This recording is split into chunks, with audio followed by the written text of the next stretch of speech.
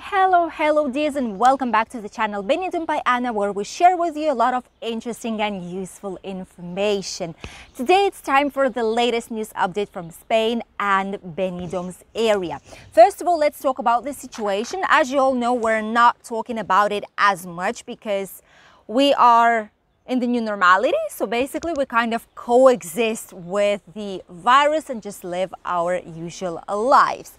However, I do want to say that Spain right now has officially confirmed that there will be a fourth doses. Before that, we've only had 3 available doses. So 2 not obligatory ones, but like 2 basic ones, and then 1 extra shot that you need to put in case your immune system is slightly not as strong as it used to be before, or if you have any other kind of chronic illnesses that make you weaker and can cause a lot of issues. So right now Spain has confirmed there's going to be a 4th dose for people older than 80 years.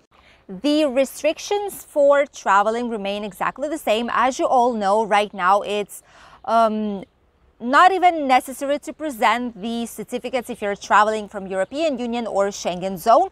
You do need to present it still if you're traveling from third countries. However, you're able to travel with any kind of certificate, vaccination recovery or negative testing result.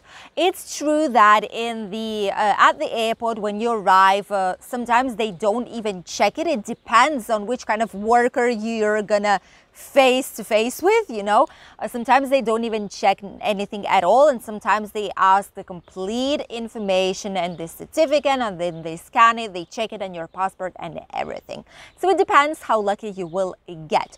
As for the monkeypox, right now Spain is saying that we have more than 225 cases, and in the world, you know that it's already more than 1,000 cases in the countries where it's not usual to have this disease, okay, not counting Africa. And the World Health Organization is kind of scaring people down, saying that there's already community transmission, which means that, for example, here in Spain, there is a transmission of a disease in between different autonomic regions, which is not good. However, we try not to check this data really often. I just check it for the news for you guys, but usually I don't read it because we don't need any more stress, don't we? In general, in Spain, they have already approximately 200 vaccination doses that they're going to be putting. However, it's going to be only for people who were in tight contact with a positive case, as well as those who are kind of more sensitive to it and more likely to have adverse effects and really severe health issues. The rest, no vaccination, no global vaccination will be happening, no restrictions, no nothing at all. The next thing that I wanted to share with you is what's happening at the airports in Spain, not only in Alicante, but in general in Madrid, in Barcelona, in Valencia. It's something that is that has been happening for a while since the restrictions have decreased. Obviously, a lot of people started to book their holidays here in Spain, and as a result, people from here also started to book holidays to go outside somewhere from Spain to other countries for the holiday season. The issue here is that airports are lacking staff. They're extremely lacking staff. It's not because something's major happening. It's not because there are like protests or something like this. No, it's just there is a huge lack of staff at the security gate, for example, especially, which is where you need to pass the control, you know, before you go to the boarding gate or before you go to the area where you wait for your airplane, you know. So it's really difficult situation, especially it's worse in the biggest cities, and there are queues for hours and hours. So you need to be very careful, especially if you travel from Spain back home, and you'll be at the airport. Come even slightly earlier than you should be, because just in case, you know, some people got to miss their flights because of that, because they thought, oh, well, the airport has to have it under control if I arrive at my time. It's not always the case. So be very careful, come on time, even earlier if you can, a little bit. It's better to wait at the airport, but you won't be stressed checking the time, saying, oh my God, my flight already is almost going up, it's departing, and I'm still at the security gate. So to avoid this stress, make sure you come at the airport on time. It's true they're trying to reorganize workers, because I think it's just the system how they work. There are a lot of police officers, a lot of security wandering around the airport just with no apparent work to do. However, the area where you pass through security, there are only 1 or 2 people working. So it's just an organization issue, and after they've put it on the national television, after they've talked about it, they've been to the airports, they've been filming all this. I'm going to be trying to put you some pictures right here on the screen if I can find something from the airport. But after that, I do think that they'll organize themselves better, because it's a true shame. They should be ashamed on how they're doing all this. They should know that once the restrictions are over, it's holiday season, more people will be going to the airport. They should have thought about this in advance to be able to avoid these kind of issues. Here, there are no flight cancellations, no nothing at all. Everything remains stable. Everything is good. It's just there are a lot of queues. There are huge queues at the airport and a lot of delays because of this issue, because there's not a lot of staff in there working where they should be working. The next news comes from our favorite of all, Benidorm town. Benidorm is celebrating, starting from today, 10th of June, the Tapas and Pinchos contest, which is basically 9 days of when you can try the typical traditional Spanish tapas and pinchos for a very, very reasonable price of €2 only. It's not in all establishments, that's true. It's a shame that in this contest only 12 areas, 12 restaurants and tapas bars are participating. But if you want to try cheap tapas, these might be the places that you would like to go. It's going to be from today, 10th of June, up until 19th of June. So for 9 exact days starting from today. And as I said, there are 12 establishments in there participating. In between them, there is a famous La Cava Aragonesa that I did film in quite a few videos during Tapas walk and Tapas tour here in Benidorm. I'm going to put you links of these Tapas videos right here below in the comments so that you could check these out.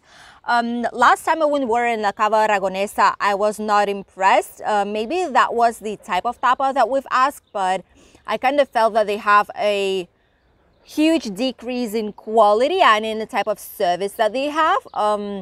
But maybe that was just the day, maybe that was just our bad luck, you know, that they were not as friendly, something happened, I'm not sure. But the issue was that we did not really like it. But usually La Cava Aragonesa is not cheap, it's quite expensive, but it's one of the most popular and well-known tapas places in Benidorm.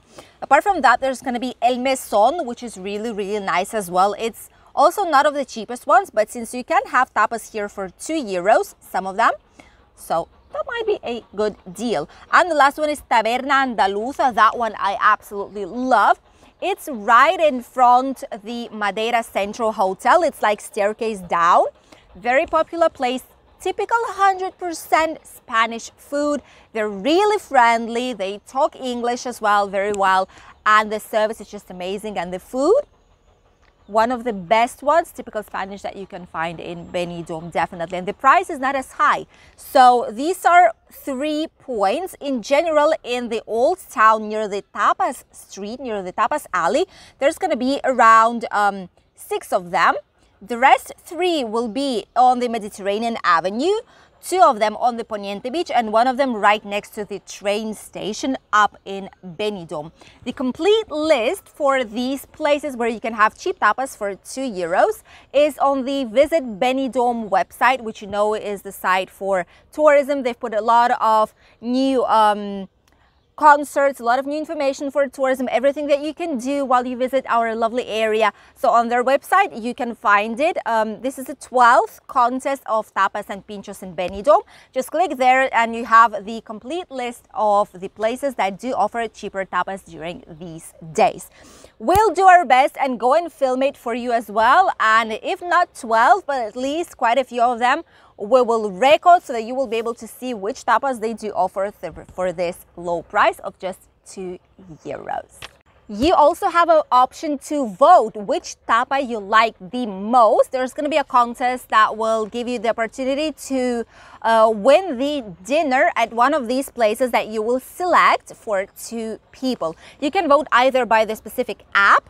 There's an information on the Visit Benidorm website, or you can directly vote on the specific brochure where you just cross and tick which one do you want.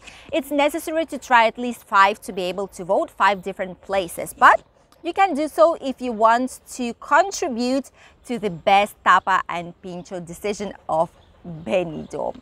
And the last news that I wanted to share with you all, it's very interesting and I don't really know how to feel about that one. So I would need your help and your opinion as well. Spain in general is creating a new driver's license starting from 16 years old. I know there are quite a lot of countries that do allow it already. For example, in US, I do know that starting from 16, teenagers are able to drive, you know, so that, and they drive like even quite big cars, at least as I've seen. I don't know, correct me if I'm wrong. And I know that in UK, they do say it's as well like this. In France, in Portugal, in Italy, I think it's also the same. So since Spain's seen that it's quite a successful thing to do, what they are doing is that they've created the same here. This is going to be B1 driver's license, and it's going to be quite soon. They need to finish the last details, but what the traffic, like police department for traffic, are saying is that it is going to be for electric cars only. So it's going to be for small cars type of Renault Twingo, you know, like really tiny ones. I'm going to put you a few pictures right here on the screen so you would be able to see how these cars might be looking like. So 100% electric, that's the first thing. Up until 90 kilometers per hour, so not more than that. And the weight might be up until 400 kilos, not more. These are the cars that teenagers will be able to drive starting from 16 years old. They're going to go to do a theory exam, the practice exam, that's going to be all the same, but it's just they will be able to drive a few years earlier than they are usually able to. I have quite a mixed feeling about this because what they say is that these cars are safe, you know, they're less contaminating, so from early age, we kind of show them they do have an alternative to choose, like between the electric car and a fuel one. And what's better for the environment in general. However, I do feel that not all teenagers are able to drive safely in general. And sometimes they drive like motorcycles, you know, and they drive like crazy. We do have a lot of issues here with them. They don't respect anyone. They go or really fast, or they do like things like this, curves on the street, you know. Not all of them are mature enough, that's the word. Not all of them are mature enough to be able to drive. So I'm really worried about that. However, I do feel at the same time that if there is a choice whether to let your child drive a motorcycle, like a motor scooter, you know, or like an open thing, you know, so that if he falls down, it's going to be way worse, or a closed car, I would definitely prefer that my child would drive a closed car. That's also true.